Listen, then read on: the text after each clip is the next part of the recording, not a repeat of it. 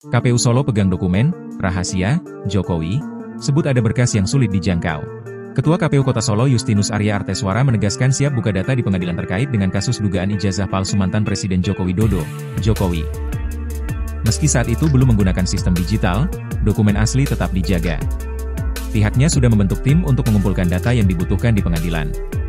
Pihaknya baru menerima surat dari pengadilan kemarin Rabu, 16 April 2025.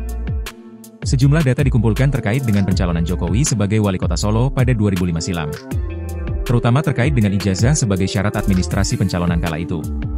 Menurutnya petugas yang menangani berkas saat itu tentu sudah sulit dijangkau.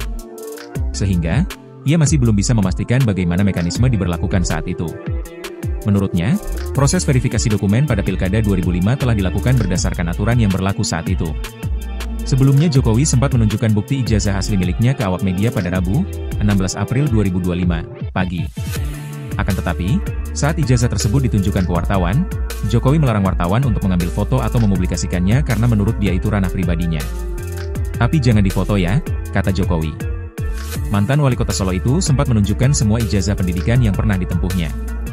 Ada ijazah sekolah dasar, SD, Negeri Tirtoyoso Solo, sekolah menengah pertama, SMP, Negeri 1 Solo, sekolah menengah atas, SMA, Negeri 6 Solo, dan ijazah dari Universitas Gadjah Mada, UGM. Ijazah dari jenjang SD hingga SMA disimpan dalam stok map yang berbeda dengan ijazah kuliah.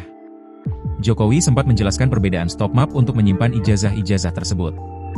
Kalau ini stok map benda asli, dari SD, SMP, SMA. Kalau ini stok map asli dari UGM, ungkapnya.